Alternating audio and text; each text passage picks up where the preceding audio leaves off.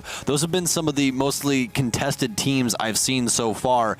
Right now, I would say, though, the one that has impressed me the most has definitely been SSG. We kind of expect, you know, Team Empire as well as G2 to perform exactly how they are at LANs, but SSG's had a pretty rocky start.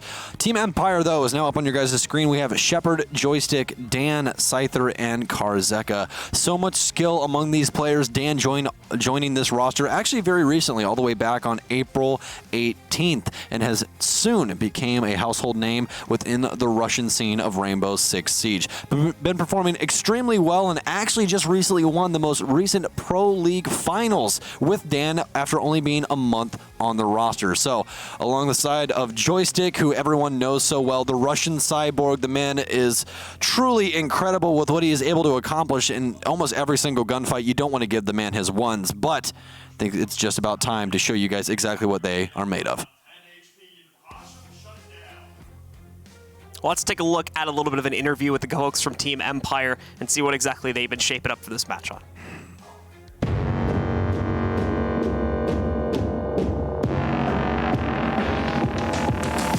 We knew the maps that will be before the match and before the map veto, so we were really confident coming into this match. We lost the Cafe 5-7, but we haven't had the official matches on Cafe for a long time, but we practiced it a lot and we're ready to fight on Cafe with any team here. So we've got some experience in the official match again and we're ready to play Cafe again. And the Clubhouse was our strongest map and the border was our weakest map. So we played both of them like quite confident, and that wasn't kind of hard to close out on the next two maps. As I said, we didn't have like any experience on the map we lost. We played it only once in the official matches. That was the first day of EU Pro League. And since then we haven't played like any official game on this map. But now we've got some experience, we practice that a lot and we figure out our mistakes and we'll be back on Cafe strong.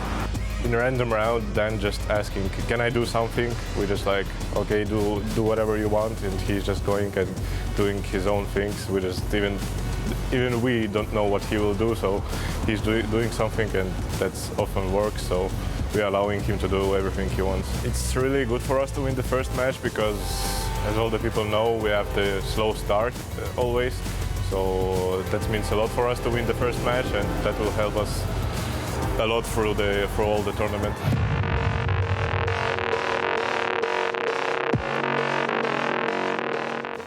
Well, that was Team Empire and Karzeka's thoughts on their match from yesterday and how they think the tournament is going to go. But we still have one other team to talk about. It's MIBR. Blue, what's your thoughts on them? Yeah, MIBR, unfortunately not looking that great right now. Really disjointed attacks, defenses being split apart really easily as well. A lot of aggression coming out from them, but still, regardless, making it through yesterday's match and very much ready to face off against their opponents today. We're going to have to hope that they did a little bit of VOD review yesterday, figured out exactly what was going wrong, specifically when it came to, really both sides. A lot to look at for this team right now, considering just how close they came to losing to a team that was essentially 4v5, and we're going to have to hope that they brought it back. We do have an interview with them as well. Let's talk to them and see how exactly they're feeling about today's match.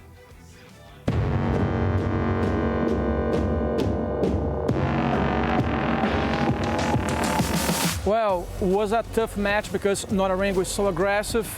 The guys, they feel free in the map. We felt a little of difficult to counter this, but they are very good in rotates. We saw a lot of votes about Norarengo, and we knew that these guys will be here with this aggressive style. So we watch a lot of votes, and then we gonna to fight. This tag and MIBR is so strong in Brazil, and the crowd is so crazy, so lovely, and then this helped us a lot. Empire is so strong, these guys are very methodical, so we will keep our game, we will try to be more safely and try to win because, well, they are the last champion in Pro League Milano. So I think that will be a tough game.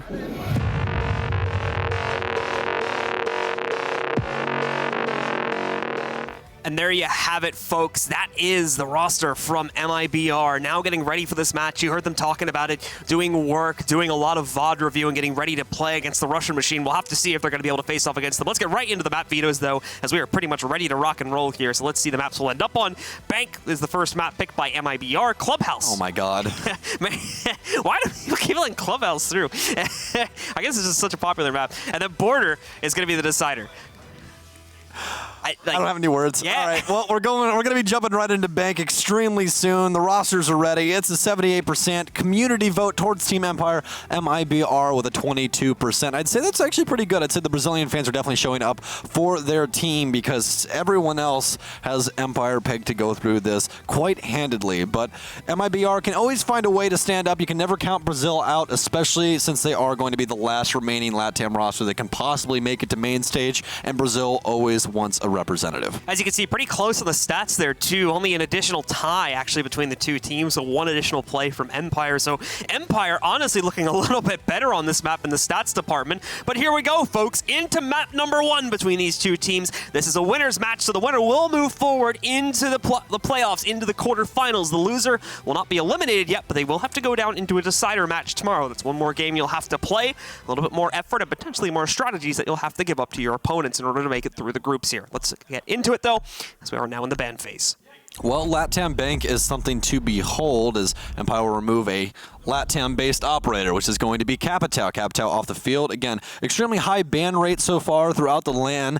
Actually, just from yesterday, he's got a 73% ban rate, and overall, if he is available, he's played 82% of the time, if you wanted to go by the sum percentage.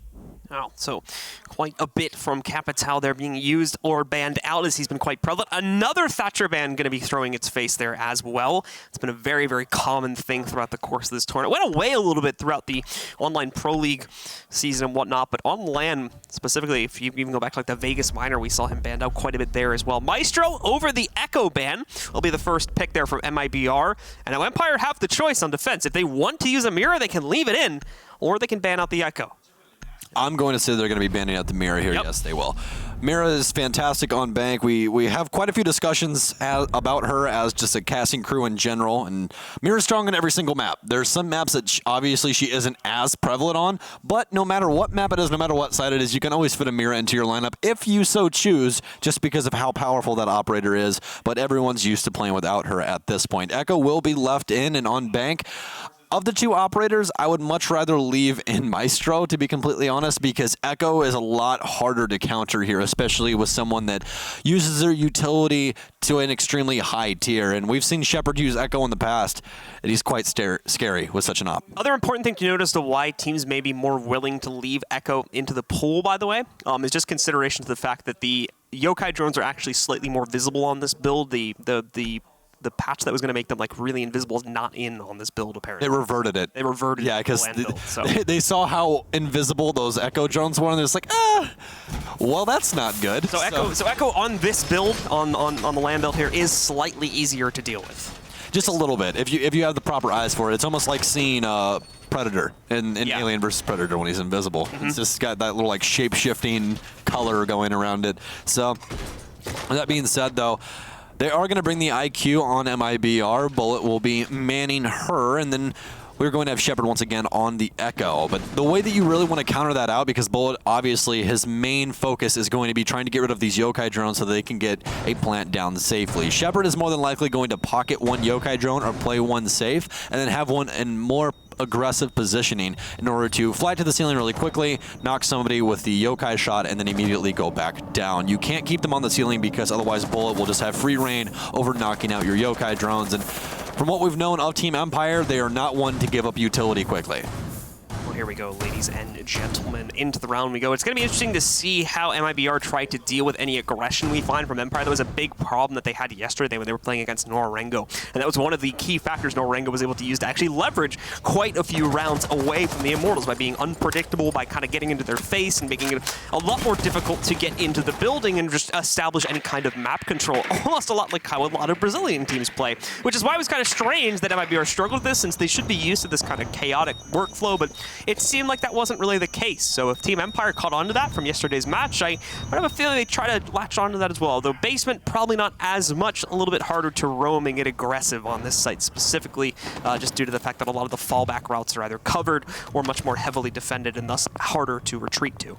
Well, MIBR overall in the last 24 rounds that they have played on their offensive half, they actually have a pretty good split on all of the sites, are positive on every single one of them. The best one for them to attack is CEO Lounge. They've only lost twice attacking and won it 6 times, so it might not be the best effort for Empire to go upstairs. But on the site that they're on, MIBR is pretty split on it, so Team Empire, more likely, has a pretty good chance. And from what we saw yesterday, MIBR just needs to try and come back into their own, because as of right now, things are not working out for them. Dan playing the FO12 as Ella on the stairs. This is something we've seen a million times, multiple ADSs. They don't have a Thatcher to try and get rid of these either, so somebody's going to take the low angle here. Oh, it's going to be the pistol allocated for Dan. He's going to take quite a bit of damage as well. They don't have a gridlock, and actually, Navi's going to win it out, and he really doesn't even take that much damage. Those pellets just not finding their mark. So manages to knock out about 50 of his HP, but a small gesture in relation to the trade and the amount of map control that the guys on MIBR were just able to get by knocking him out. About a minute left, however, and they still have to deal with Joystick. We actually had one ADS still ready to put down. Ended up throwing it down here in the back of server room. They're going to pop open some more of these hatches here, try to work forward. Drone intel will be able to fish Joystick out of his position, but he still holds it. There's no retreat for him now. He is locked in here and has to try and delay this for as long as humanly possible.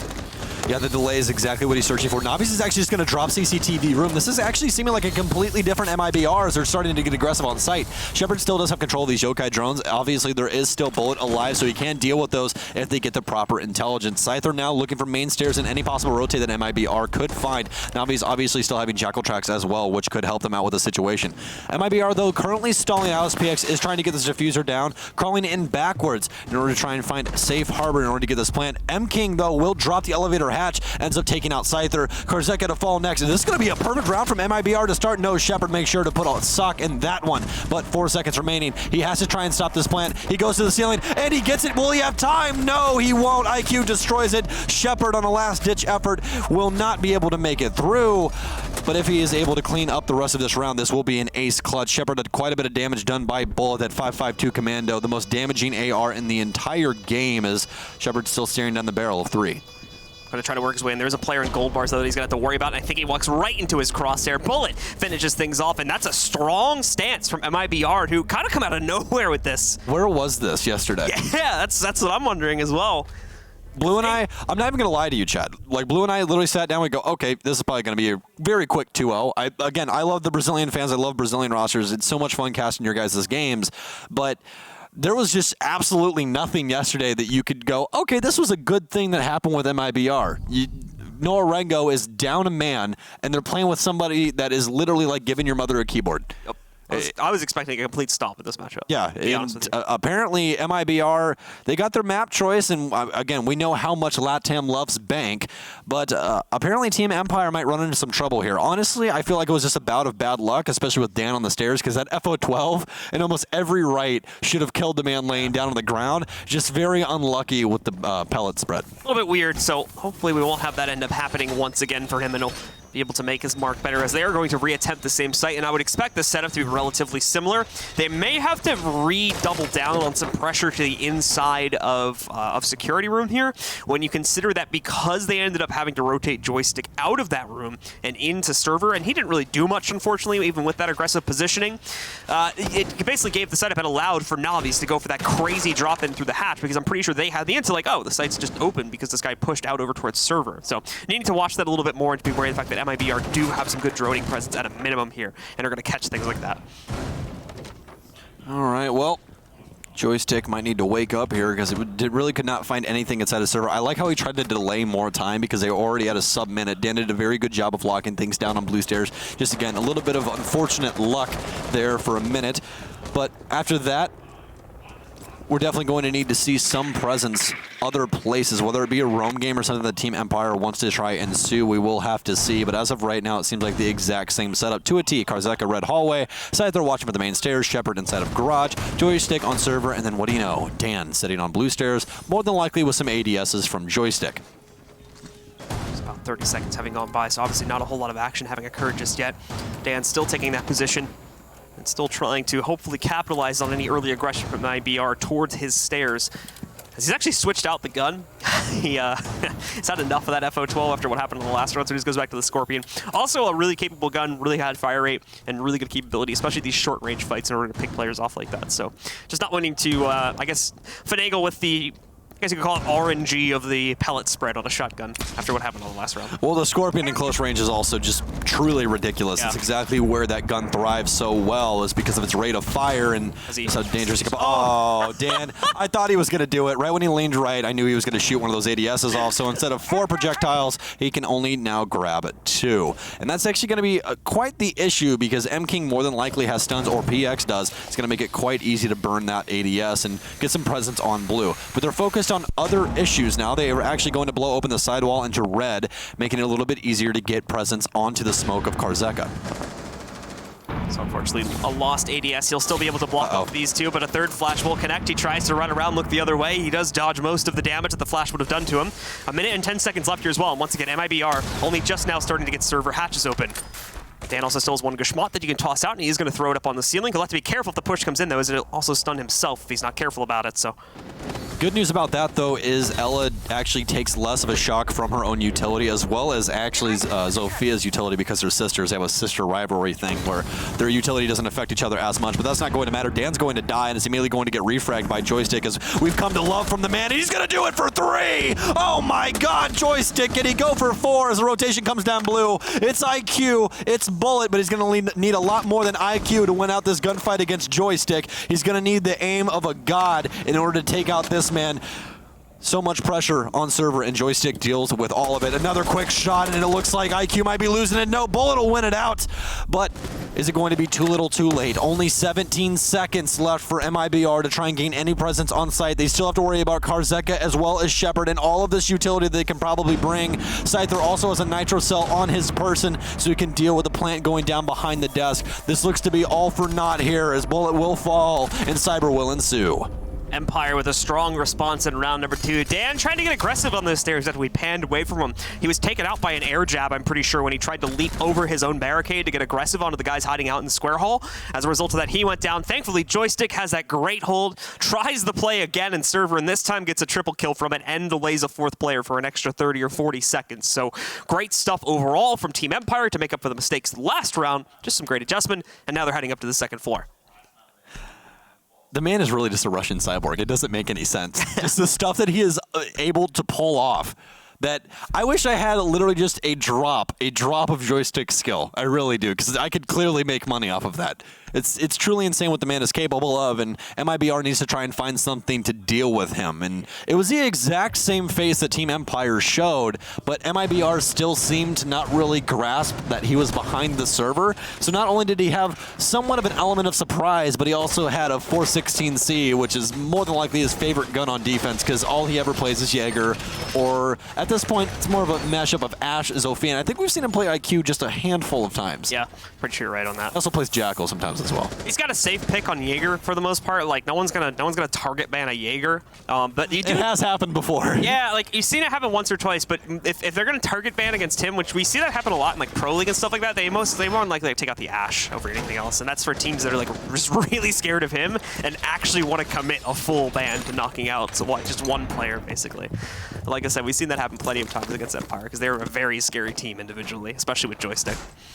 Yeah, it's something truly incredible. But the thing is about Team Empire is it's not just Joystick. You know what I mean? You have an entire roster of people that at any point in time can all of a sudden just start popping off. Joystick obviously has the most opening kills of anyone in the entire world, which is something that is truly incredible. He's always seeming to be able to find those opening frags that mean the most, but he also has the most opening deaths as well, as kind of a subtractor from that. But you also have an entire roster of people that can also get the job done, like men like Karzeka, who can go from massive fragging opportunities to, okay, I'm going to tap you all the way over on top of a garage as your second hard destructor is removed from play. That was from inside the elevator too, so pretty brutal angle for Karzeka to have to take, but finds the frag anyway. Scyther also picking off another one just outside of the building as he takes a duel over towards the elbow. Pretty sure he had to have been repelling somewhere in the corner. Yep, there we go. Manages to knock him out right there on the floor. Now another player goes down. Cyber still trying to get some nades in on the 2nd floor. Bit of a small gesture at this point, kind of just fishing for something, but nothing going to come out of the water. Yeah, gonna have to go fishing as well as Scythers. He's trying to get aggressive on these windows, but he's not looking high enough. A little higher, bud. A little bit higher is Cyber, as I believe he's actually coming. No, he just immediately sprinted down as... Okay, Flynn, all right. Okay, well, Something just happened on the something just happened on the main stream if you guys are watching that, but we definitely won't find out till later. Anyways, Cyber's still repelling on these north windows here. Joystick might be looking for an opportunity to hop out. Does have the windows prepped. Could possibly punish Cyber if he's not looking just right. Cyber's not even paying attention right now. They might have a Valkyrie camera out here as well, but no, it's going to continue to be Karzeka that continues to play devil's advocate towards MIBR every single step of the way that they try and force their way onto site. Karzeka is in their way. PX can only spread away from Cyber as he's holding the top of square. Time starting to tick lower here, just under a minute. Once again, Team Empire's done a fantastic job of delaying and we're just completely destroying any execute potential from MIBR after that first round. Dan, nope, gonna be able to move in now, find the player with the diffuser. In the meanwhile, Cyber's checking out the basement. So we've got a really weird dynamic of the split for the remaining 2 MIBR players. Dan initially gets caught, of course, by Cyber trying to sneak up on him, but ultimately spins it around, and that's a flawless hold on the second floor from Empire. Great stuff from them. Yeah, Cyber's staying a little bit too long in the north windows and had to rotate through mud tunnel downstairs to even have a chance of getting into the building. He did not want to go through lobby. There was so much intelligence there. So instead, he opts to go for the tunnel, but as we were talking about before, too little too late. It really seems like MIBR has no refrag potential, and Team Empire is capitalizing on that by taking these long-distance gunfights and really leaning into these ACOGs. Over to Tellers here now, as MIBR are going to have to continue to rotate around the site triangle with Empire here now, who enter their third point after initially failing, of course, on the basement due to a very aggressive attack from MIBR and a slight overextension of the defense from Empire. Now have corrected that. They're starting to really lock the jaw tight against MIBR and lock down a solid scoreline on this defensive half. Last 2 rounds have looked beautiful for them. MIBR, we need to see the play from that first round again, that aggressive style that worked out for them on the initial engagement, but we haven't really seen it since then. Okay, so across the history of their bank matchups as of late, they actually tied with Red Devils on June 9th. June 19th, they tied with Black Dragons. Then they lost to Team 1 in Pro League on June 26th, and then most recently yesterday when they beat Norengo 7-2. But again, Norengo down 1 member. So as of recent history, MIBR hasn't had the best run of bank. So again, this might just be the map that they choose to go to the most often, which it is actually for them. That's going to be their most played. It's tied with Coastline, which actually, funny enough, LATAM traditionally hates Coastline. That's why it's so weird that Team 1 loves Coastline comparative to the rest of their brethren down in Brazil. But as of right now, it seems that Team Empire might have woken up. This is their first match since yesterday, obviously, so sometimes it is just a slow start, but maybe it just takes 1 round to lose, and all of a sudden Team Empire has come online. Nevertheless, though, MIBR is going to have to try and find a way to deal with exactly what Empire is presenting, and that's aggression from every single angle. Every single time MIBR tries to get a foothold anywhere, they're immediately met with an ACOG, some bullets, and an how do you do. So up to first a minute or so going away from the round. A little swing and a miss right there. It's all right. Quick correction on that one. He's got pretty much unlimited charges on that breaching hammer. Yeah, yeah. 25, actually, if you didn't know. So basically unlimited. Yeah, practically unlimited. You can literally destroy an entire site's flooring with that. Yeah, like when new maps come out, you just take Sledge and break every single wall. It's ridiculous that a hammer can break, to be honest with that thing. Like, so he's just smashing some wood floors and stuff. You'd think it would be unlimited, but they had to put some kind of limit on it, so. It'd be great if you just brought the hammer out and just had no head. Like, it's just gone. It just makes a bullet hole instead. It still works, but it doesn't do anywhere near the impact. Lots of theory crafting going on. It starts poking holes in the floor. Can they just make him a skin where he has a shovel? That should be, you know, dude, that'd be a cool, like, alt mode. Like, it's like, if you could change, like, and he, like, you can either smash it or you can use the bottom of it instead and make a bullet hole. What if you could pry doors That'd be down dope. with that? That would be dope. Yeah, instead of, like, having to punch the doors, you can take the hammer and, like... Yeah, well, I mean, he can break them open anyways. Okay. We're open for consulting at any point. Yeah, exactly. Anyways, Navi is now destroying the castle barricade, forcing Joystick back into not a great position, but he's still going to be able to play out his life because MIBR really does not want to take these gunfights right now, and you can tell just by their lack of presence actually in the building that they really are scared of what Team Empire is trying to do right now. We do have some people in main lobby, but that's nowhere near map pressure. Cyber still, of course, looking for his round of the window. He's been here for the last minute or so now, maybe more than that, as he's just trying to find some kind of entry, but it's all for naught. The nades go to waste. Joystick just clips his head right off. The rest of the team work their way into the lobby, trying to bring back round number 1 strats here as they go very, very quickly to the inside. Karzeka is able to find one with a Nitro Cello, so it's only a 1-for-1 exchange. Scyther with the next pick up as he pushes up the main stairs on Mozzie. Due to the wall that's been breached open, they catch a lot of this execute, bringing MIBR again down to just 2 players left alive. M King and Navis, who have some presence in the site, but their fuse are down on the ground. They don't have the right to initiate. Joystick finds another pick against M King, and now it's all on Navis, left alone here. A good start, but not enough, as Dan follows it up with a trade, and Empire shut down their 3rd round. It's got to be in the hand warmers, right? That's what it is. It's just the hand warmers. Just make sure you guys' hands are warm. You'll play exactly like Empire. I'm waiting for a player to show up with a little space heater. I've seen them. Like someone made like a gaming space heater, like specifically for hands. That like it just sits on your desk and it shoots at your keyboard and your like mouse area. I'm trying to remember the exact player. I want to say it was on Team Liquid at the Vegas Minor, but that guy had a fan like directly pointed onto his hand. I was like, oh my gosh, he just had like a little desk fan that just was only over his mouse pad. It's very important, man. Yeah, man. You got to keep that hand nice and primed, you know? You got to keep it in the proper conditions that you're used to playing, and apparently he's used to playing in Antarctica. So Dan now going to be switching over to LSA. We'll be going back downstairs to Locker's CCTV room as they're going to try to continue their reign on Bank. And obviously Dan going to be going back to the exact same spot. They don't want to be showing everything on Bank, and right now they don't need to because PX and Cyber have not even joined the server. So let's get into it, folks. Once again, see if MIBR can bring this back. Empire on a run right now, looking to end this defense 5-1 if they can try and push it that far. But for MIBR, again, we saw hints of that aggression that they brought out in round number 1 with the execute. They tried to push through main lobby in the previous round. Unfortunately, didn't really pan out too well. They were a bit ignorant of the rest of the setup from Empire, especially the main stairs player, which was the Mozzie. And yeah, it just ended up running right into it. So I'm not sure if they weren't able to get drones in it because it was being denied properly by a Mozzie combo, or if something else was going wrong and they just didn't have time to check the main stairs. But a big misstep there by not fully scouting that out, because the execute itself looked very good, just ultimately didn't have good enough intel as to where the setup was positioned and kind of got torn apart by it as a result. Once again, if you guys were wondering what was going on over on the main stream, make sure you guys have that up. Also, if you don't want to hear what I'm about to talk about, make sure you guys mute the stream really quick. So, Force actually just ended up taking the first map against Dark Zero over on, I actually don't know the map. I did not look at it just yet. They just started Clubhouse, though, so we'll have to figure out exactly how that one will go. But apparently it was a very quick map. Yeah. So Ford's looking good, of course, in their own matchup, looking to knock out some of the Brazilian competition that's still remaining in this tournament. And in fact, that is, the key coming out of this one here now too. Or excuse me, looking to knock out some more of the, gonna knock themselves into the playoffs, I should say. That is one of the key points of this match, though, is that MIBR, one of the last teams from Brazil, actually left in the event now. Brazil, like, overall, not looking really good here at the moment, as they're looking at potentially all 3 of their teams getting knocked out within the first day or so.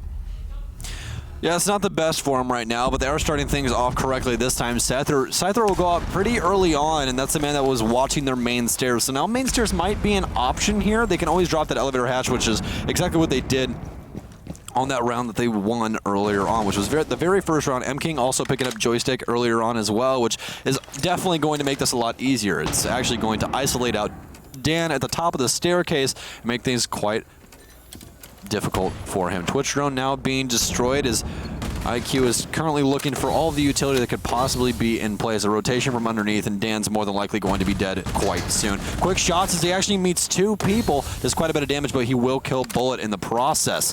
They're still trying to find him right now, and actually they're not even rotating underneath. IQ's just laying down at the base right here. Excuse me, that's not IQ. That's going to be Habana.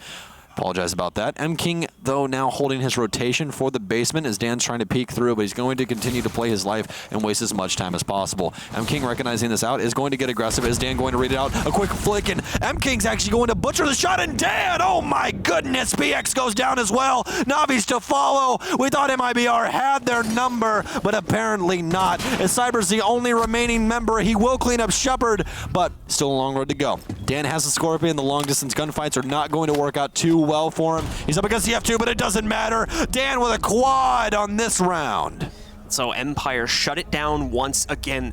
nearly flawless defense being put up by them. Obviously a little bit of struggle towards the beginning of the round. MIBR finally making their mark early, but not enough when players like Dan are pulling off amazing plays like that inside of the stairs. MIBR is going to call for a pause right here, so we will take a slight reprieve as they take a moment to figure out what exactly has been going wrong on these attacks and try to find a counter to it. Early round especially, just nothing getting done right now for MIBR. Either drone intel not working out and they're not able to isolate out anyone, especially on the upper sites towards Tellers and CEO, where we're now going to have Team Empire going back to, or just getting absolutely destroyed in the execute for potentially some of the same reasons. It's just very, very sloppy right now from MIBR. Well, the issue with MIBR right now is that they recognize out the setup that Team Empire is using because they're using the exact same one downstairs. MIBR actually established lots of lines of sight and got the early picks that they needed. They needed to get Joystick out of there, needed to get Scyther gone so that he could not read them through that basement flooring with that cardiac sensor. But they were still playing scared. They already had the first 2 picks, Blue, but yet you saw M-King downstairs, instead of taking the gunfight, just lays down and waits for the rotation of Dan. Dan's not trying to leave there. He's trying to waste as much time as possible, and you're allowing that. You finally choose to get aggressive, and then not only that, you butcher the shots on Dan and miss all of those. Again, sometimes it really does just come down to you gotta hit your shots, man. Really got to win those. You really gotta win those. All right, guys. Well, the pause time. Hate to do it to him. Yeah, the pause time has expired now, so we're heading back in game in just a second here. We'll see the picks real quick before we lock everything in and head over into our final defensive round for Team Empire, where they could set up that 5-1 lead. There was a 6-pick onto a Valkyrie. There's already a live IQ, however, for MIBR, and they did not 6-pick away from it. They didn't take the bait based on the play that's been occurring throughout the rest of this half, so won't really work out on the Gambit to try and hide the Valkyrie. All right, well, jumping into round 6 here, Team Empire could go 5-1, and we thought MIBR was going to bring something a little bit more spicy to the table, especially on that first round, but as of right now, it seems to have fallen on deaf ears as Team Empire is currently having none of it. We still do have 2 members of MIBR that really haven't shown up just yet. PX is still sitting on, sadly, 0 kills, but again, he is rocking that thermite, so his job is more utility-based than it is trying to find those frags. So time getting lower, as we'll start to see MIBR tick out onto the stage here in just a second.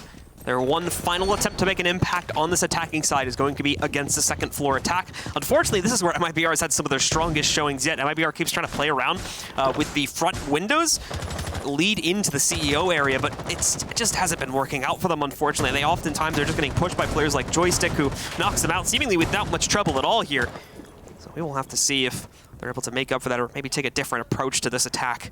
Still looking like pretty similar start, though. A lot of players working their way over towards those front windows, potentially start repelling, looking for entry kills, and maybe a few players from Team Empire that are getting a little overzealous at this point.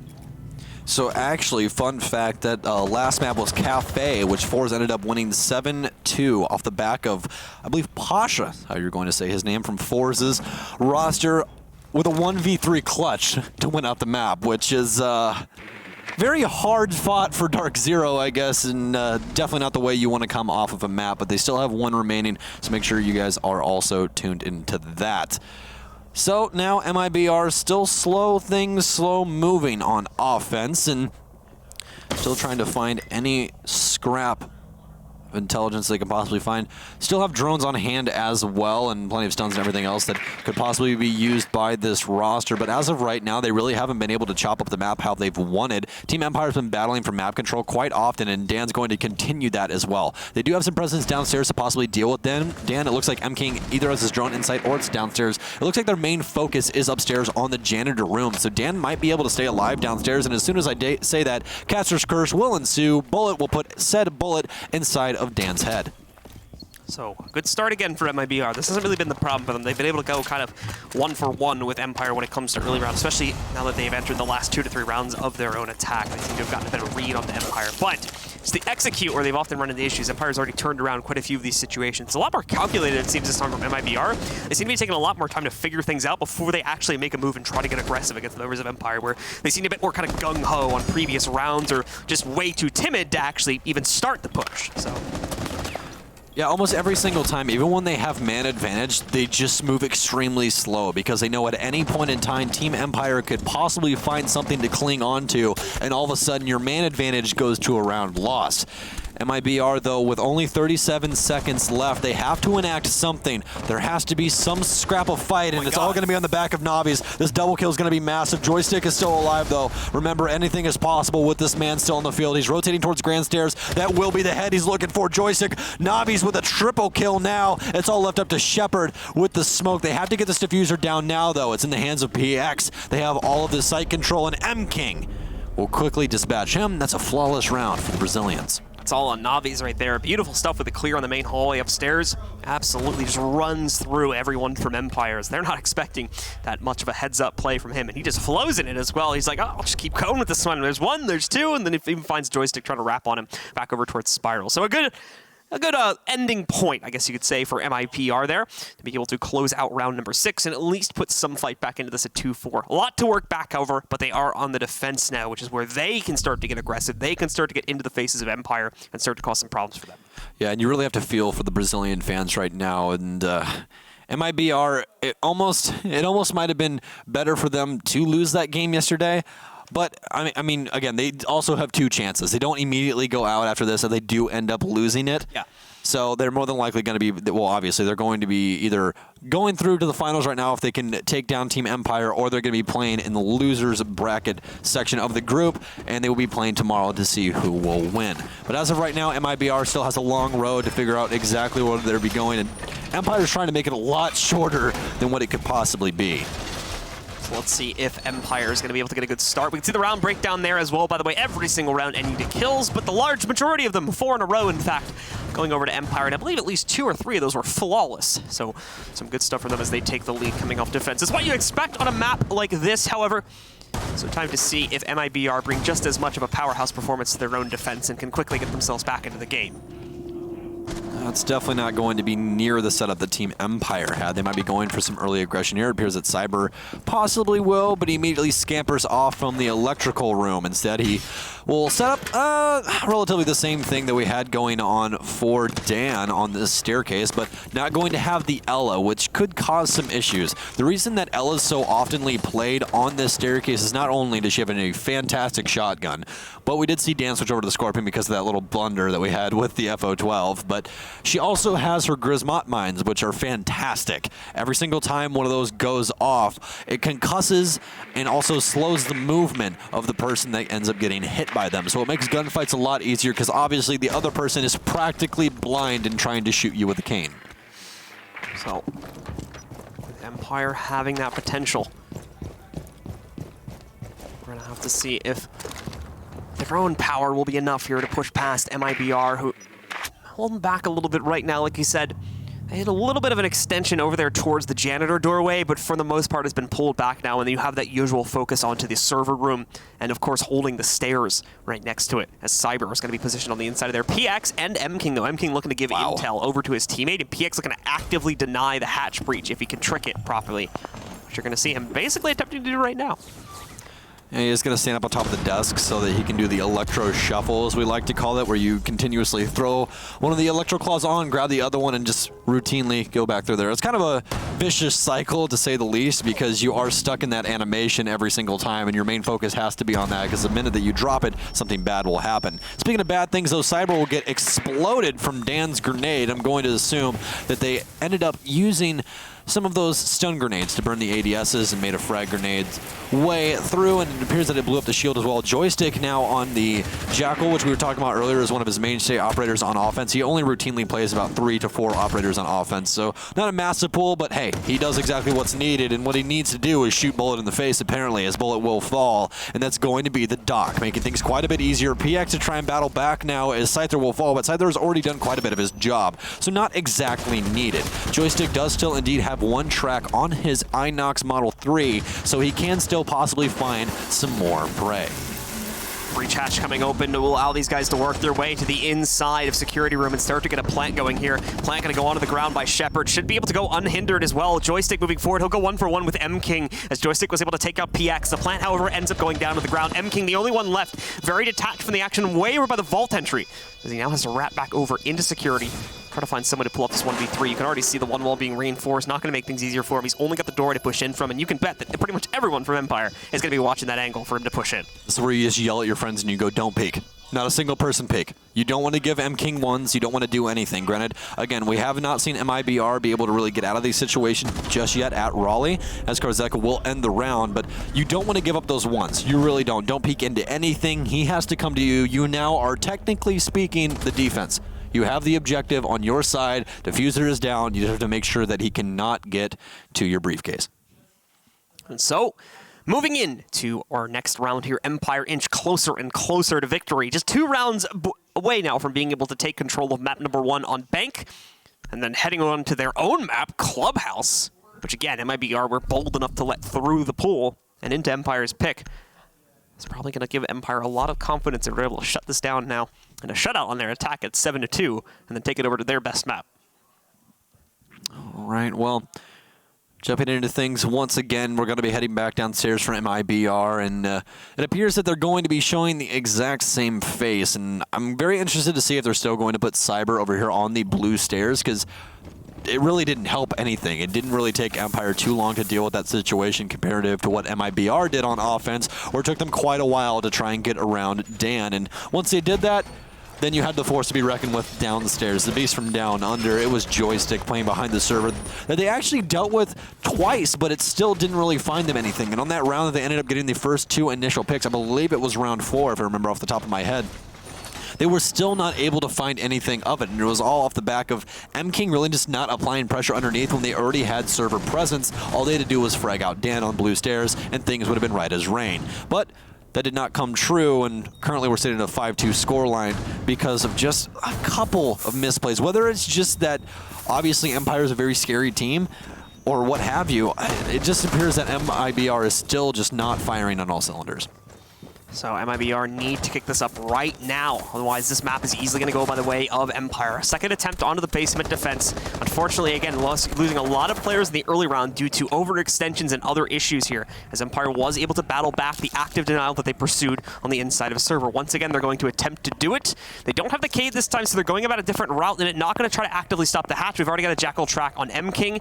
Not really going to move him too much, at least not at this point. He's got additional support at the stairs, so he doesn't have to worry about a flank from there. And then on top of that, obviously, if anyone comes from the tunnel, he's going to see it. And Joystick, once again, if you guys are just joining us, this man has the most opening kills of any Pro League player. At the time of SI, I believe he had 31 opening kills across the entire tournament. That means in 31 rounds, he had all the opening kills. That's truly insane if you think about it that way. And again, they did end up battling all the way up to G2 as, per se, the final boss of Majors. Ended up losing at the time. They did actually, have the longest game ever played, and that was the first map on Coastline that went 22 rounds. M King here might allocate to use a Nitro Cell, but no, he will just back off. They no longer do have the Kaid, which they were trying to hold down server with the last time around. Instead, will abandon chip pretty early on. Team Empire still very good on time. Now all they have to do is focus on CCTV room and try and get a diffuser down whilst also holding these rotates. Hull's going to be spotted out here again. Not really much they're going to be able to do with it, though, because he's right in his safe spot over inside of Gold Vault Bars. Can have free intel onto the entire push that comes in from servers. So we'll see both of the players that are in there right now. And unfortunately, there's literally no way to find him under these circumstances unless you somehow get control of Red Hall, which is very unlikely. Now the issue is that if this smoke is played perfectly, PX can actually deny 45 seconds of time, and there's still Nitro Cells to also deal with because obviously M King has one of those. They need to start trying to bait out this utility, otherwise this could get very dangerous. PX is in the safest place to get smoke grenades off as well. All the way back here behind the B-bomb chassis, you can actually throw it through a hole that you make in the ceiling portion of the wall, as you see. Quite a long sail, thank you. I appreciate that, as we are going to see PX throw one of those toxic babes to initially start things off. Joystick will fall early on. That will be the Jackal, so don't have to worry about him holding your rotations any longer. So has one more toxic babe. That'll be the last one. So the last one is the explosive option, as M King will be up to par, or up on board now in order to use his explosive to try and prevent plant. Dan, though, has other ideas. Oh my goodness gracious, that's 3 kills. Now he's trying to hold down the cross as well. Will he be able to find it with the SMG-11? No, it'll be Karzeka to assist him. It's all left up to Cyber now, and they somehow, some way, get a plant off Team Empire. What in God's name is that? I got a pro tip for MIBR. Is don't peek Dan, like, at all. That was truly insane. He was given like the tiniest little slivers of players' heads. And he clicked them. Pop, pop. Then he killed with a nade, too. That's, wow. Again, it's Dan single-handedly brought Empire back to that round. it's stuff like that you just can't account for. That's not in the book. This wasn't in the pamphlet of the trip. I don't understand what's going on.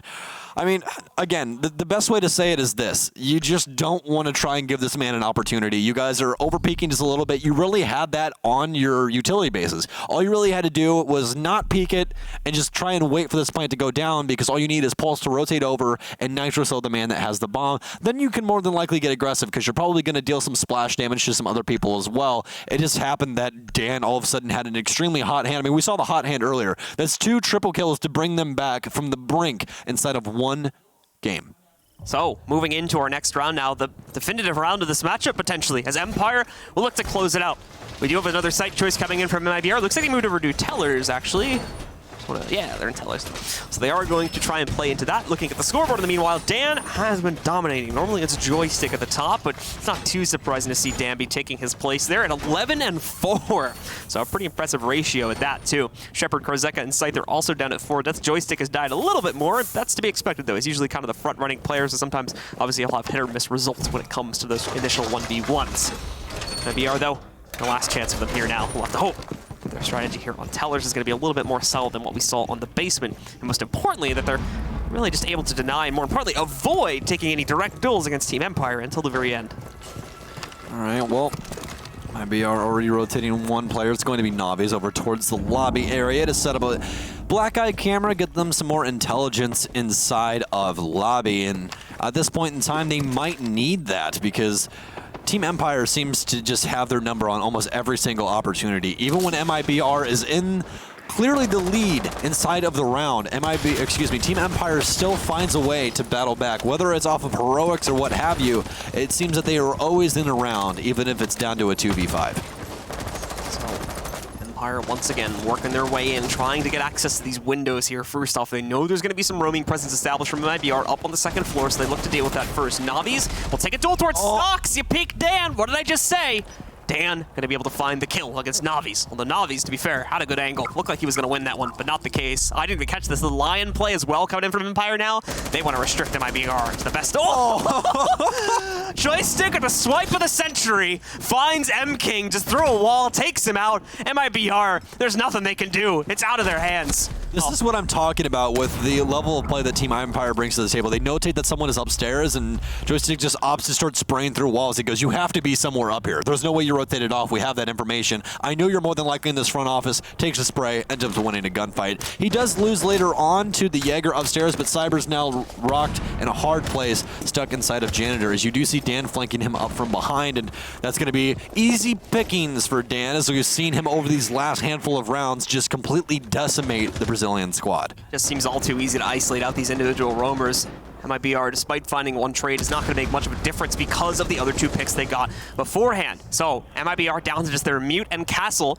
Aren't even really meant, unfortunately, to sit on these sites and waste time here. Going to have to try their best, as PX, currently the player that sits on the site, almost has purview on that player right above the hatch there. Unfortunately, not going to be able to find it. Oh, good angle. Had the right aim. Unfortunately, the player behind it was ducked, so he's not going to be in the angle at that point. Yeah, had the right idea, but Team Empire has other ideas. They will be rotating up front. It's Dan with a triple kill again. This man is literally going nuclear right now. That's the only word to describe what Dan is doing. Bullet will shut him down, but he's going to have to do a lot more than that to try and bring this back. MP5K on Mute. We haven't seen that gun in a while. We actually saw the coach of Norango play it yesterday, because Zoku had it on his Mute, but again, the man's level 9. Bullet, on the other hand, a Pro League player, so definitely opted for this instead of the M590. But he might be feeling the pain here in just a second, as I'm sure he'd want that in close range. Instead, it's going to be Krozeka to spell disaster for that, and it's Empire winning map number 1.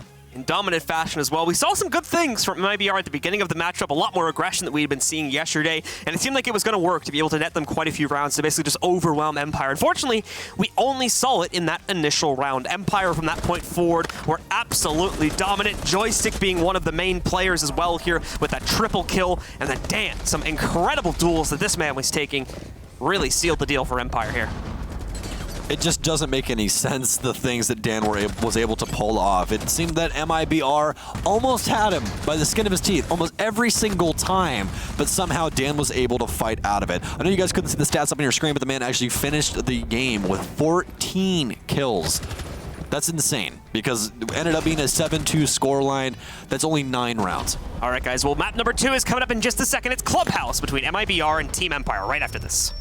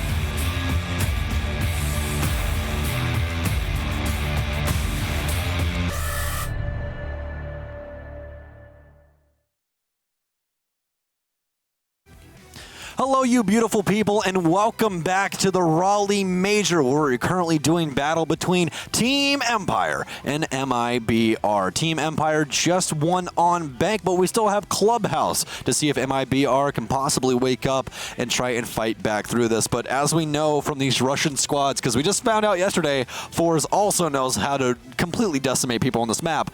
They're really, really good. So MIBR have no record on this map, and they let it through. Yeah. What? What do you mean? Why did they let it through? What are you talking about? I don't even know.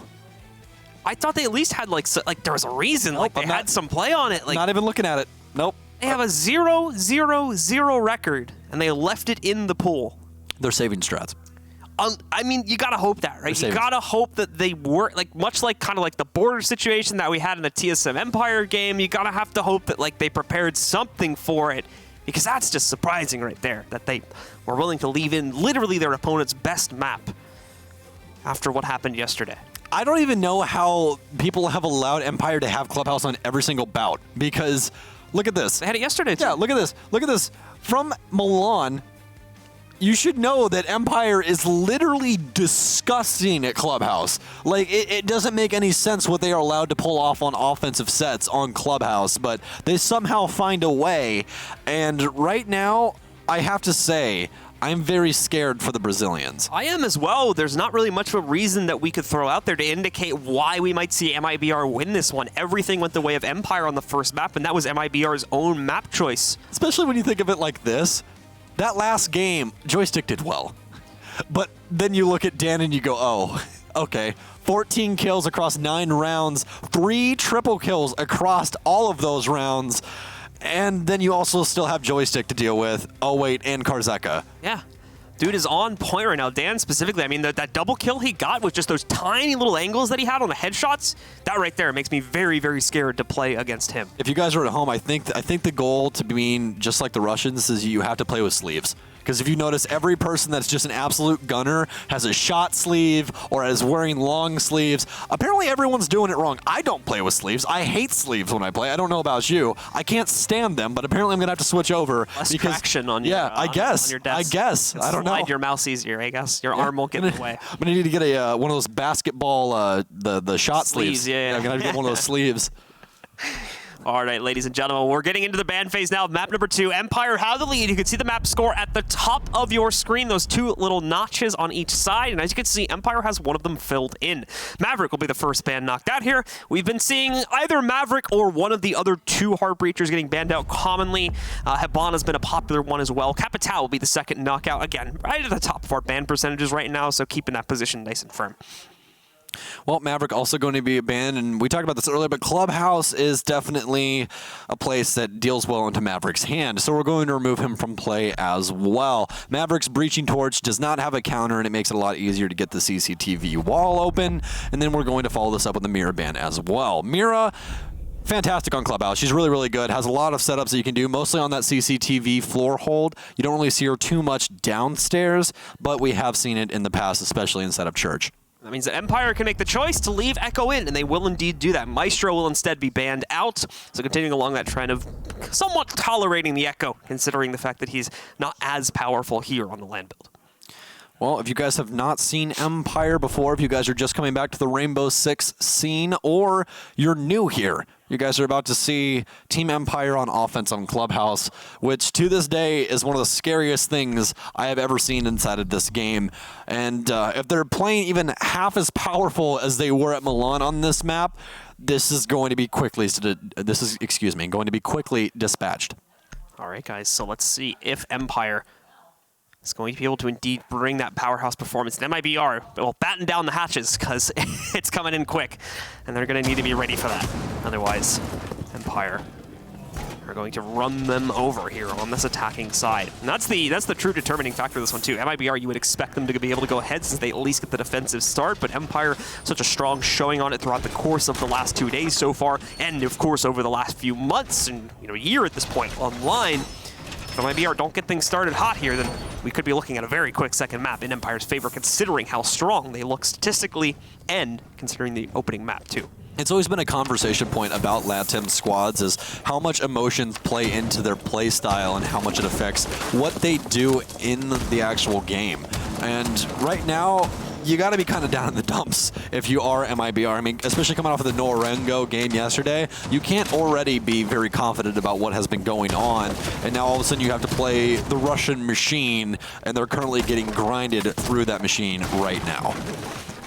And we've got Team Empire working their way in. They're going to take control of the strip club first as Karzeka works his way through that. He'll just be alone, though, just kind of clearing this out in his zone so we can start the droning presence over through the first floor bathroom and start checking out main stairs at the bar to make sure that you don't have anyone from MIBR roaming around this part of the map.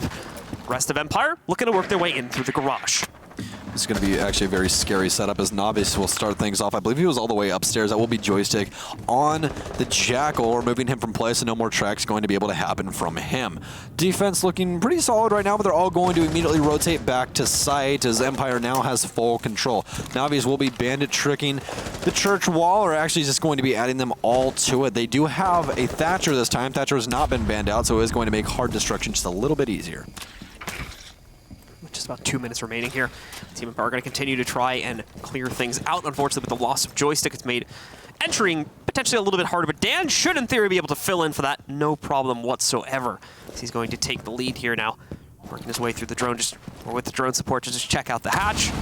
Pop open the main stairs, make sure there's no roaming presence here. Open up a little bit of a window as well for his teammates to try and use in order to get the kitchen hatch open, which they'll need to do soon. Only a minute and a half remaining here. MIBR so far doing a good job of delaying this through your typical means. Now is when the real test begins, though, as they're going to start to try and get some of the hatches open. I feel like this is Mr. Torg right now with how much destruction he's doing to this floor, if you guys get that reference or not. But Empire will be rotating downstairs now, and Navi's actually with a nitro cell. Oh, he's going to throw it over the wall. That is actually a very, very difficult thing to pull off, because 9 times out of 10 it gets stuck to the top of the reinforcement, but this time it will work out, and it'll net him a frag. So Navi's not putting down the second reinforcement just yet there. I think he's got a good idea that they're not actually nearby, as that nitro cell might have gotten more than one player if that was the case. Besides this, it seems that Karzeka and the rest of Empire have not been able to get open the kitchen hatch either, but he's only used 1x Kairos charge. A second attempt coming in right now. He's going to hug it over to the left side to hopefully avoid. Flashes in as well here to try and get out of the way. Only 3 of them, however, are left after that impact, so it's not going to open up the hatch. He'll use one more. This fourth one, as long as at least one survives, he's going to be able to get it open. He even takes the duel against the player down below. Nearly knocks out M-King, who's on the other side of that transition, and now he has to fall back inside of the mud tunnel.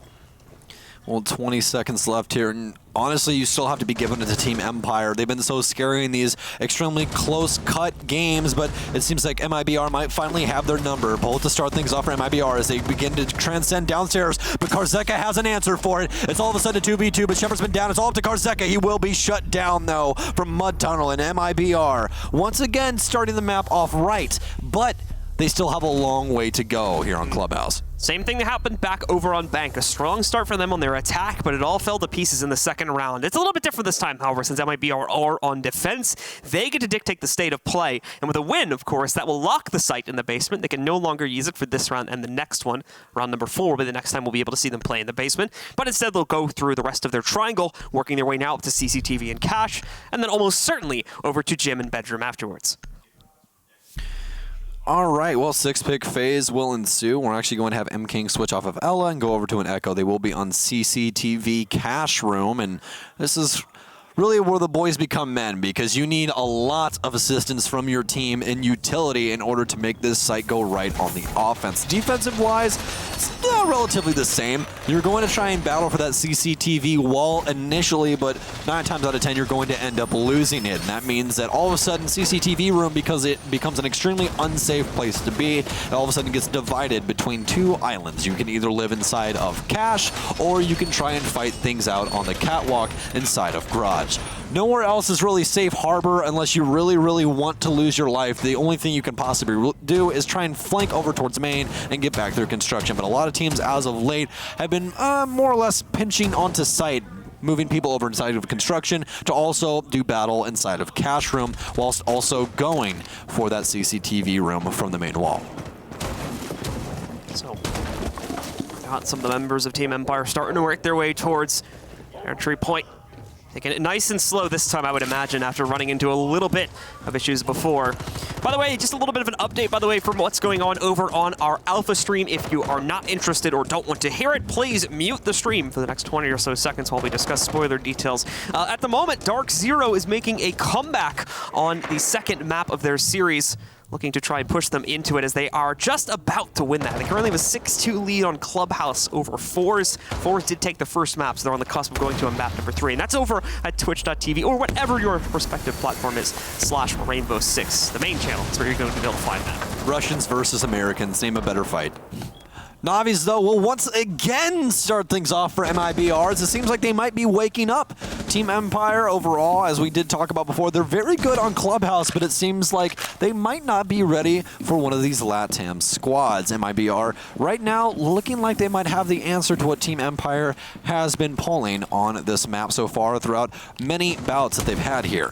But Empire seems to be moving just a little bit quicker, as Joystick has already dropped down to logistics and has established control over construction. A quick shot, but it's not going to make any contact. That box is actually bulletproof, so Joystick going to have to wait to try again. Joystick trying to line up some kind of an angle here. It's a little bit precarious. when you see what's sitting on the other side of that doorway there. They seem ready for him and ready to take him on. Just can't get this door open as easily as he needs to. We got some of the X-Kairos charges getting successfully tricked, not the entire thing, so he does have a small angle. I think he can crawl through that. It's going to be a little too small, it's only unfortunately. one panel, yeah. Yeah. He only got the side. So might be able to at least try to get some angles against the players on the other side of it, but it's going to try to do a little bit of damage to MIBR sitting on the other end of this. Now, not going to work out, unfortunately. PX finds the next kill here against Joystick, takes him down. Empire, once again, kind of falling apart here. Scyther, once more, also, this is like almost an exact repeat of the last round at this point. Scyther finds that one haphazard pickup. He's going to be able to get a second here, too. Scyther keeping Empire alive under these circumstances here, but maybe not enough to actually win the round. Still with 40 seconds left, to be fair. Like, they're being pretty time-conscious right now, trying to play a game of feet shot. It doesn't actually work. They find Bullet, and that's going to clear out most of Cash Room. They still have one more player sitting on the other side, just by the stairs, who they're not going to notice. Navi's again with another double here. He's absolutely lighting it up at this point for MIBR, and that's going to leave everything on Shepard for Team Empire. Yeah, been playing things pretty slow is Navi's, and it's working out for him because Team Empire tries to get aggressive on site, and it seems that he's almost in every opportune location in order to try and battle things back. Shepard now rocking a hard place and will not win the fight out against Cyber, as that'll be 2 straight for MIBR here on Clubhouse. So, MIBR, a solid start for them. It's over to Gym Bedroom next, but at the moment, good stance being put up in both the basement and the upper site defense, seeming to kind of keep things a little bit closer to the chest, but also making that impact. You know, Team Empire not necessarily striking true where they need to here in the early round to be able to limit MIBR, just because there's not really a whole lot of opportunities to do that. They just have to focus on the site take, and unfortunately, they're not able to flush out the players from MIBR as successfully as they were back on Bank. Seems that I might be eating my words here in a minute. Yeah, I mean, it's surprising, right, when you consider that MIBR don't have a record on this one, but I think under these circumstances, it might have helped them a little bit, as Team Empire has no way to counter-strat. There's no tape on it, so... Have you ever known Team Empire to counter-strat, though? Not really. Okay. I mean, they might have like, done some VOD review at least. At the least, but as you said, they don't even have a record. What are you going to VOD review? A Clubhouse exactly, from 7 that's the months point, ago? yeah. Yeah, we watched their Clubhouse from a year ago. We really feel like we're going to perform very, very well. It's almost like when people are like, you didn't do any VOD review on this? It's like, yeah, the most recent VOD for this game or for this matchup from these two teams is like 6 months ago. So yeah, let me go back and watch that real quick. No, you don't do that. Team Empire, though, might be in a dangerous territory at this point if MIBR will be allowed to continue to string things together. The two most impactful players from the last map, War Joystick and Dan, and both of them are completely silent right now, almost as quiet as a library. Interestingly, the only players that are silent as well, so missing some key pieces of the puzzle here. We'll have to see if Dan and Joystick will be able to get some action later on in this one. Normally your front runners here as well, so either just, again, you have to bring up like potential of drone intel not being properly found, but I think it's they're trying to take really risky angles here against MIBR, and MIBR just obviously thriving under those circumstances and winning them as you might expect when you look at the angles themselves and the duels that they're ending up taking. Yeah, it's going to be interesting if Team Empire continues on this lackluster offense, which we have not grown to expect from them on this map. Usually Clubhouse is an extremely dominant showing, and we've never really seen them on the ropes on this map. So honestly, I'd be excited if we even got to that point. If MIBR is able to put Team Empire on the ropes, how will they interact with MIBR on Clubhouse? Will we all of a sudden see things we've never seen before on Clubhouse? Or are they going to continue with the same old of Team Empire, which is we have one base thing, we're going to do it over and over and over again until we finally get the right concoction of minor adjustments to make things work. So a little bit of aggression again from Navis. He's growing some confidence here too. He's been absolutely shredding on this Bandit throughout the first 2 rounds. So he's going to keep consistent on it. A little bit of an aggressive run out, and it works! Another opening kill from Navis. That's 3 rounds in a row now. No Claymore there, as Navis will put someone in their grave. It'll be Karzeka. That's actually very important. The Habana is now gone. So all of the hard destruction that they possibly want to create has to be done by Shepard, which means he has to actually rotate up to the wall to get it done. They are now going to be opening some piece of There's Dan. utility. We did not see where the wall exactly got blown open, but I'm sure we will see it here in just a second. It was the jacuzzi wall that was open. Dan will take down Bullet. M King will follow in suit, though, as Navis does have quite a bit of of damage done to him as well. He's just a little bit above 50 HP here. Dan also going fishing. Oh, he might be able to catch out the Jaeger. No, he won't. Someone is laying down on the ground inside of construction as well. I believe it's PX. His Joystick will rotate across. He's going to get shot at. Joystick goes back for the challenge as well. Dan's going to continue to play out here on the balcony or the central subroof, as the minimap wants to tell me. Dan, though, going to challenge back in, and Shepard actually wants up the fight as well as Dan. That's a triple kill for him once again, and that's going to be Jaeger to fall next, and Joystick with a capitalization mark, exclamation mark for this round. Dan heard us, I think. Yeah, I think he did. That happened yesterday as well when I was talking about Canadian, and all of a sudden he just started destroying everyone. Dan heard us talking crap. He's like, all right, you boys want something? Here's a triple kill. But yeah, MIBR, I think, just peeking into way too many duels or not being aware of the fact that Dan had an angle there on the window, giving away far too much, and then just making it a pretty straightforward closeout from that point forward on Empire. Want to see me run to this rock? Want to see me do it again? That's how I feel it is with Dan right now. It's like every time we talk about him, he's like, he's got a triple kill. You want to see me do it again? Like, all right, boys, let's keep doing those. Yeah. Coach is just like, all right, 5 more of those and you're good. Or 6 more of those and you're good. 6 more of those and you are fine. Team Empire now trying to tie things up, and it appears that really the only person that needs to come alight is Dan, as he's finding almost every open opportunity that MIBR is providing for him to get anything done. And he's finding it all right now. He has it in aces, and we'll see if he can continue on down this ride. He's only found 3 kills, and they were all in the same round. So moving into our next round now. Back to the basement again. We talked about it before. MIBR won it on the initial round. It's locked for 2 rounds after that, so it's now round 4, meaning it's unlocked again, and they can jump back into it. We do have reinforcements working their way over, actually double castle reinforcements on the memorial, actually, as they're also going to have that hatch reinforced too. So that'll be interesting to see getting played out. As normally we don't see both those doors getting completely secured by a castle, maybe one of them getting locked down, but not both. So that's going to be interesting to see play out.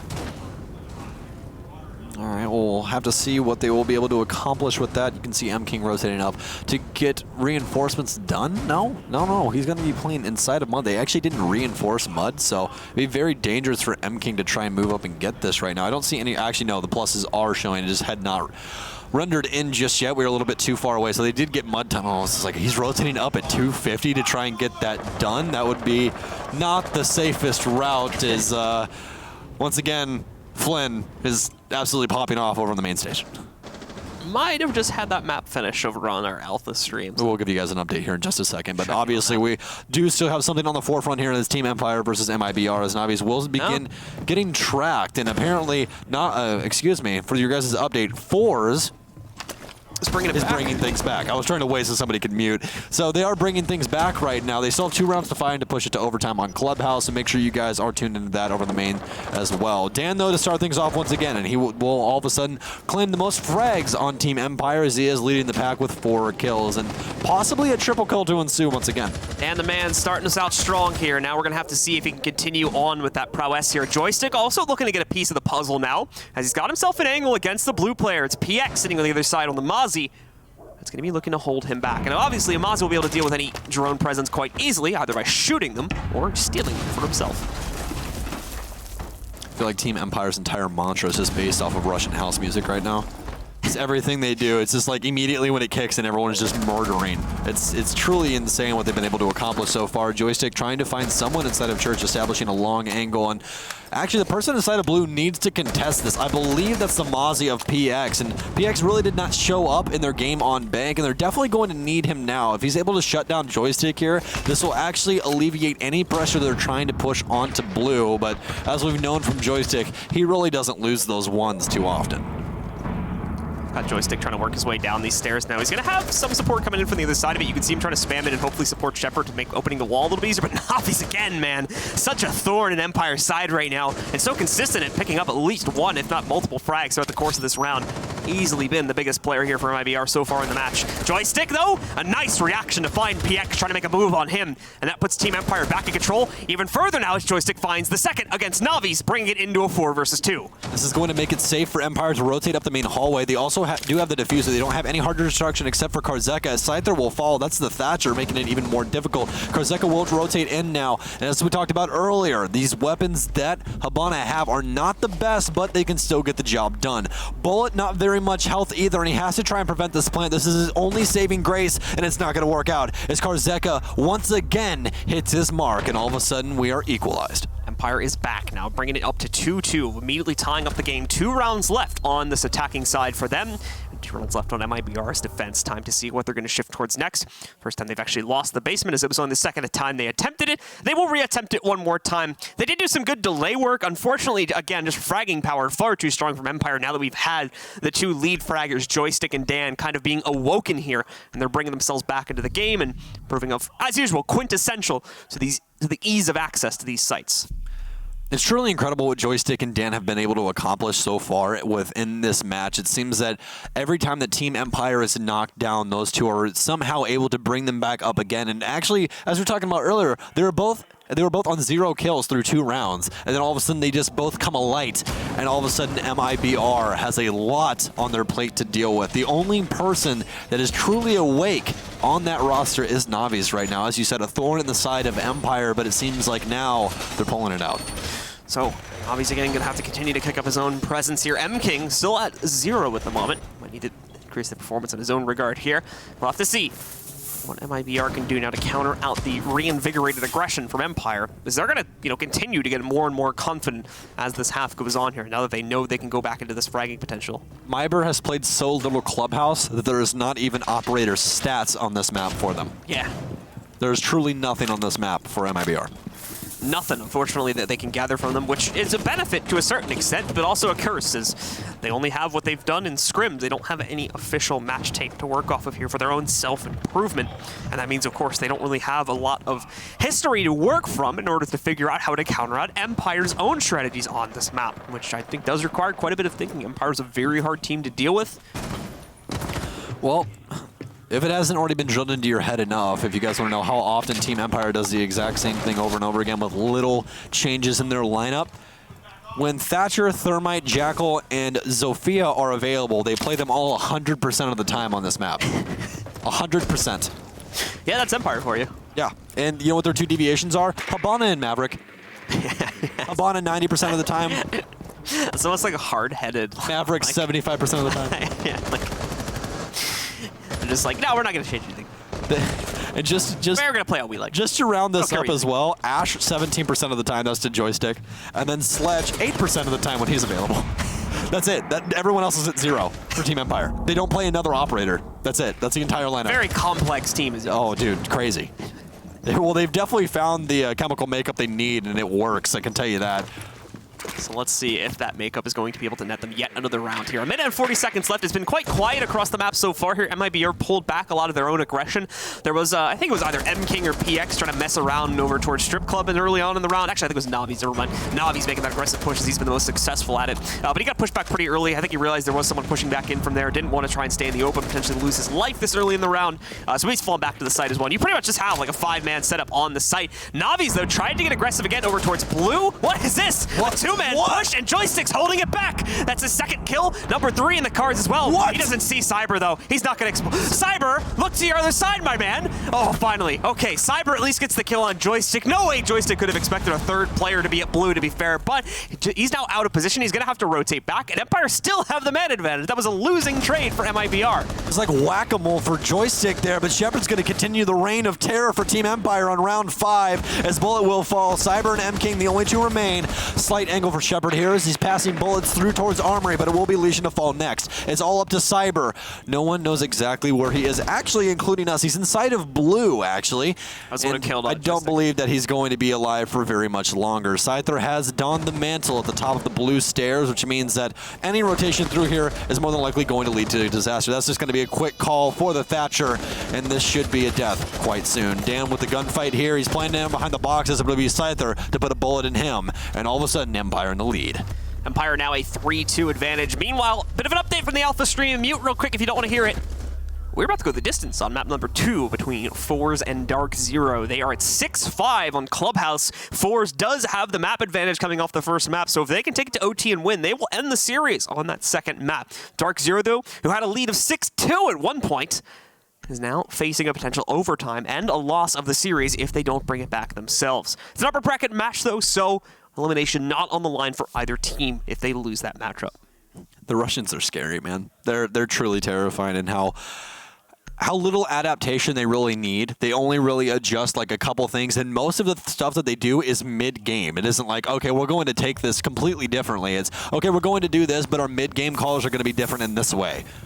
It's truly some incredible stuff that Empire is able to pull off, and it's off of the back of some crazy plays by the likes of Joystick and Dan. Once again, through 2 rounds, they had 0 kills. All of a sudden, they're at 5. So, with that being said, across 3 rounds, they've collectively gotten 10 kills. So, within those 3 rounds, they've each practically won a round for their team. Pretty much. Yeah.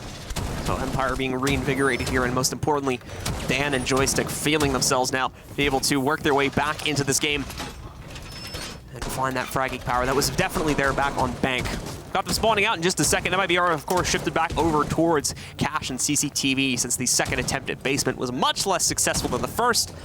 Time to see if they can do a little bit better on a much more claustrophobic site where they were able to force Empire into making a lot of mistakes by continuing to play aggressively and oftentimes catching them with their own angles.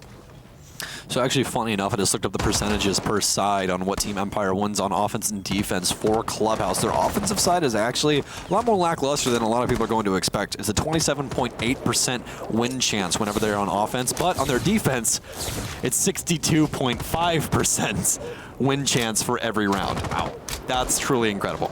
So it's looking like that's held correct as well with the current split that we have, as we're pretty much at those numbers right now. A 3-2 split with 5 rounds played, and we're about to see if it will be 50% exactly or a little bit more in the favor. But Joe's wrong. At a 4-2. Navi's not able to deny the opening of the balcony hatch. He's also going to get stunned out as they work their way back in through a Zofia charge. Won't affect him too much, though, as there's not going to be any actual pressure working its way in. Navi's, no. When he tries to swing out, man, Navi's can't do this anymore. Like, you understand why he's doing it. He had a lot of success with it in the early rounds, but it's just not working anymore. He's really got to reel that back. Well, it's a bit of a late gesture now as it's round 6, but still. Yeah, an early death here when definitely could have used Navi's for a lot more than just laying on the ground and getting fragged out by Dan. He's been the thorn in the side of Team Empire that we've been talking about, and right now he's going to be set on the bench for the rest of the round.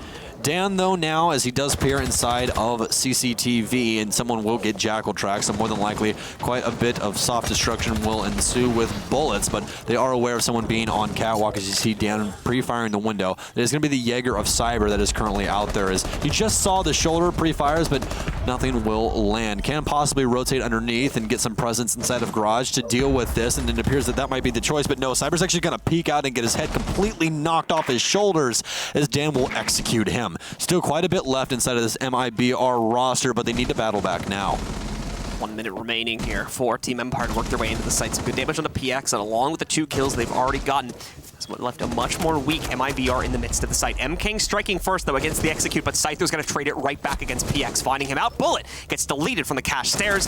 Everything on M-King and the Echo. It is an Echo at a minimum, so we can try to stop the plants from happening as he's locked down over by the stairs, but he's not making a push. He's not trying to stop it, unfortunately. I don't know if he doesn't look like he has any yokai drones in position, but it wouldn't have mattered now anyway, as the plant has gone down. There's just not a winning move here for M-King at the end of the day, and Empire sit ready for him to eventually push beyond his own boundaries and into their crosshairs. Every ounce of lead that is on the Team Empire side is currently being thrown at M-King on the top of cache stairs.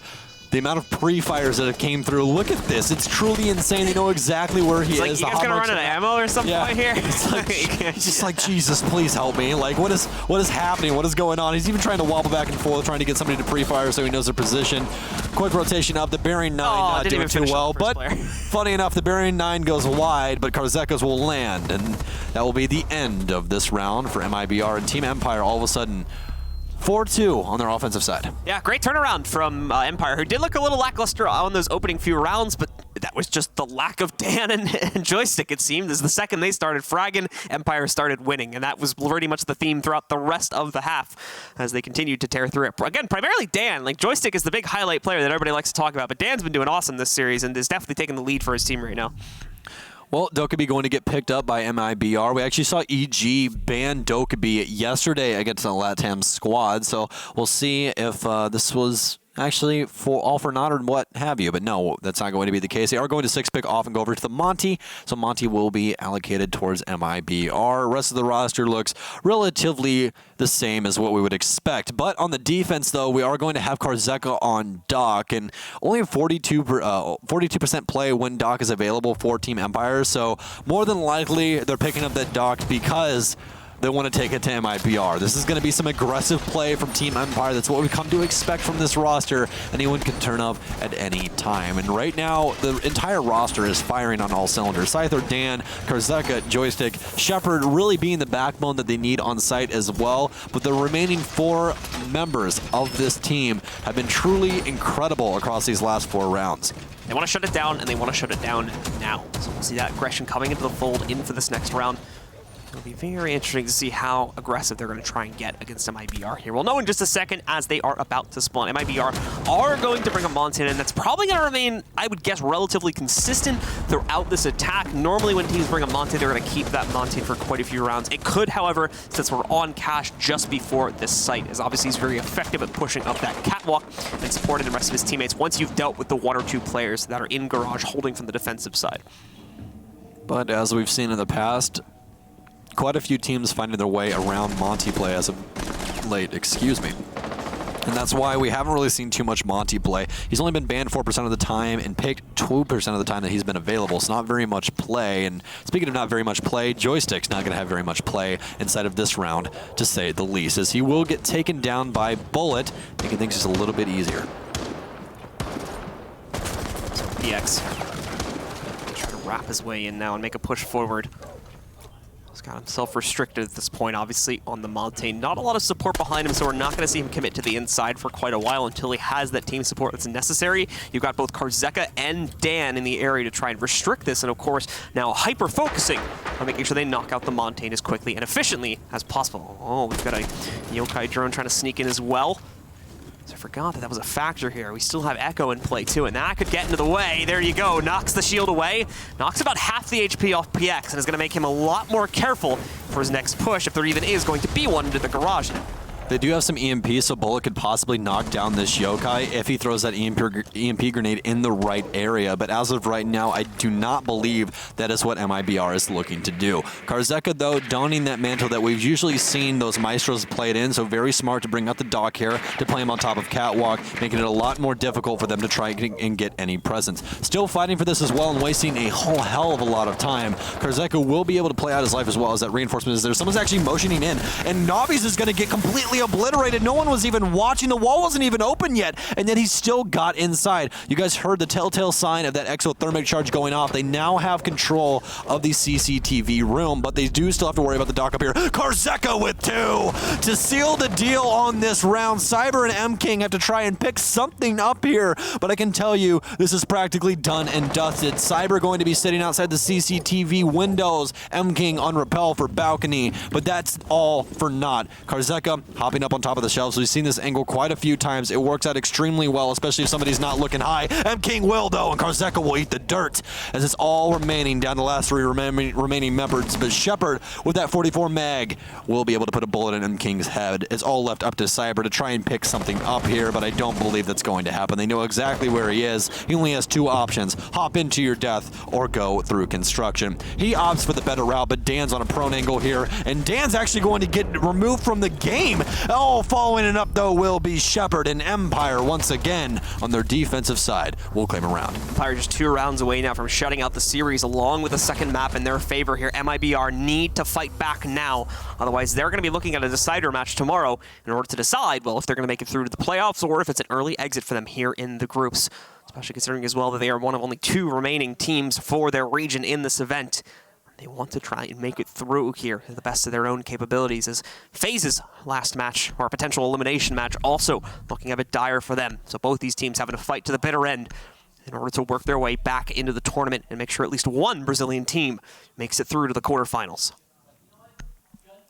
And again, this does just call into question this decision to bring Clubhouse to play against Team Empire, because out of everyone in the entire world, this is the map that you look at and go, okay, this is practically just a win for Team Empire. You don't really look at somebody else and go, oh, this is going to be a really close match.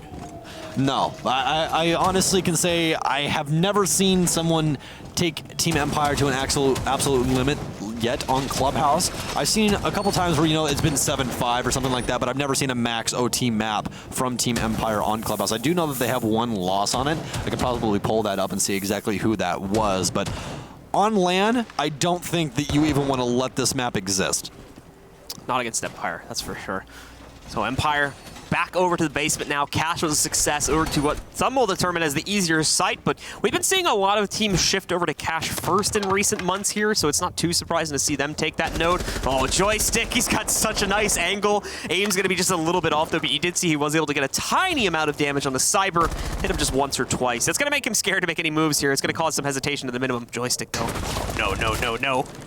Oh, yes, yes, Oh, yes, yes. sees the face. Navi's going to take so much damage as well, but he wishes he has a dock on offense now, but does not exist. So much damage done. Navi, if he hops that window, he's dead. This is one player, by the way, that's done this. Yeah. Cyber taking a little bit of heat there and now having to be scared of his own push, and Navi's nearly getting deleted, all at the hands of Joystick. Joystick will make you scared of your own shadow. Insane player, very, very aggressive, and a lot of fun to watch, that's for sure. Yeah, and it's just a heavy loss for MIBR so far because on both of these maps, they came out swinging, but all of a sudden, I don't know if it's just nerves or what, but they all of a sudden start slowing down and really just cannot find anything.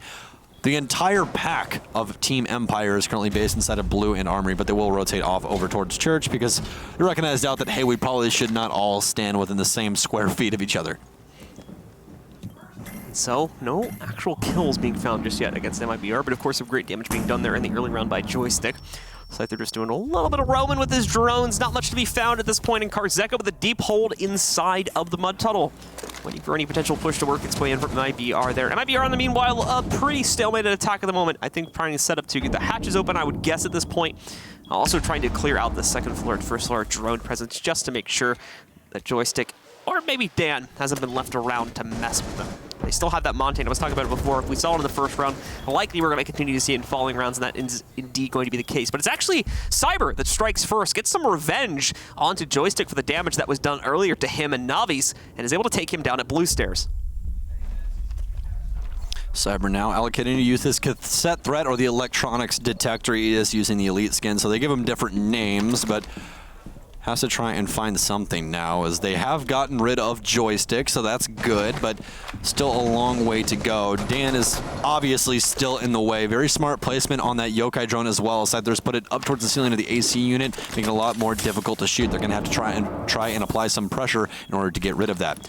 Shepard now poised inside of Church as well, trying to prevent the push from Moto. Quick shots now from Dan. He's going to take quite a bit of damage, but it'll be Scyther to put a bullet inside of Bullet. As PX now motions through Moto to try and get some presence on Church, but as of right now, it might be too little too late. Only 18 seconds remain. They definitely have a Yokai drone inside of that room as well. 14 seconds as this continues to tick down. PX and M-King need to try and get the diffuser down, but it's going to be all for naught as PX has now picked up the diffuser. Has to try and motion through and find any kill with this pistol. He'll take down Shepard. He has to get the diffuse now, but he gets aggressive inside of Blue as well. Scyther to shut him down. No more diffuser, and Scyther once again as Team Empire reaches map and match point.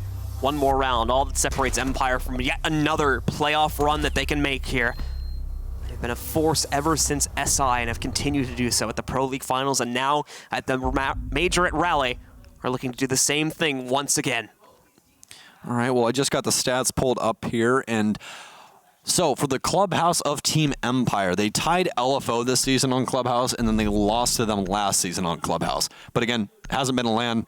LAN's a lot different. Play spaces, everyone has definitely noted. If you've ever talked to a pro player, they will tell you LAN is a completely different environment. This game even sounds different on LAN, folks. It's actually a pretty cool thing, to be completely honest. The game runs almost perfectly. Granted, we always have some issues that happen, but nevertheless, it's a lot more fun to play on a LAN environment.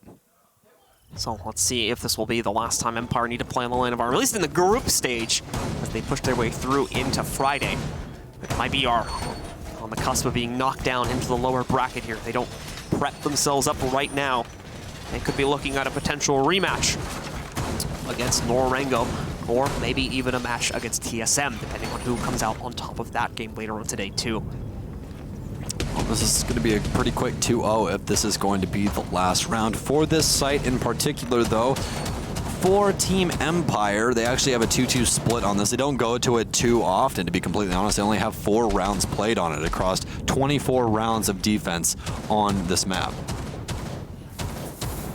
Let's see if that lack of play is going to swing this round one way or the other.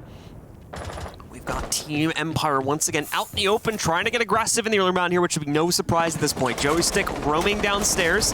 Actually, probably won't be able to catch a whole lot here since we are on bedroom and gym. Normally, the attackers go about this pretty straightforward and just head straight for the balcony. The pinch would come from an area like construction or the windows. Roamers don't normally get much of a role in these rounds unless the attackers take a bit of a weird strat.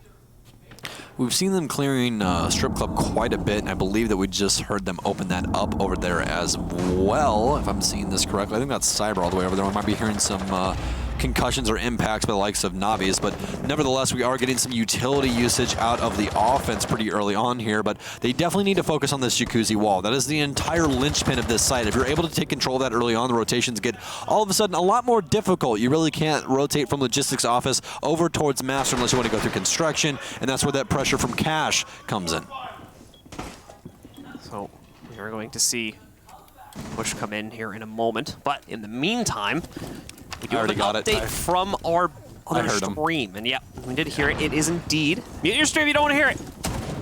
Force ended up coming out on top of their matchup, winning 2-0 against Dark Zero and pushing themselves into the playoffs. The Russian machines never break. And we're about to have a second Russian team make their way in. Where did you come from? Joystick running outside, doing some laps, finds Navi's. Taking a page out of Navi's own book from earlier on in the round, actually. MIBR progressing extremely slowly on this offense, and therefore Team Empire will take the fight to them instead of MIBR trying to find their way on site. They will finally find some presence. Is at a minute left. They finally get this jacuzzi wall open. Took quite a while, but they were able to secure it nonetheless. Dan will fall as well, which means he will be on cam duty for the rest of this round. Navi's has fallen from MIBR. That was an earlier kill we saw from Joystick, but he's more than likely already rotated back. Actually, you can see him all the way over inside of Strip Club, and he dies to a Claymore of Bullet for flank. So a little bit aggressive there for Joystick, and he finally gets tripped up as a result of that one. Shepard going to be using his second toxic gas grenade here to hold off the push in from balcony, but it's really only one player at the moment from MIBR that's going to be pushing that angle. They're actually pretty spread out with their remaining 4. Second gas grenade probably going to be thrown in the next 5 to 10 seconds or so, since we are getting relatively low on time, but without any pressure, he'll probably actually waste it for as long as he needs to until he thinks the execute's going to work its way in. I believe we have someone motioning up main hallway. No, it's going to be Bandit inside of logistics, which will hold down main stairs. This is really all on Bullet on this balcony to try and find anything through these transitions. Not even a little bit of damage done to Shepard, but they now know he's inside of the bathroom. He will be able to transition once again. Scyther's going to take quite a bit of damage. He'll actually die out now, but the diffuser's already been down. Another shotgun shot from Shepard is, oh my goodness gracious. He's putting everybody in the dirt. He does it once again. Another shot, but Bullet's going to make him fall. Has to get the diffuser down, but no time. Team Empire 2-0. MIBR. As the rest of Brazil will go home with heavy heads. Our last man alive from MIBR literally looking at the ground. If he moved his fingers just a moment faster, would have been able to at least start the defusal process, but it does not register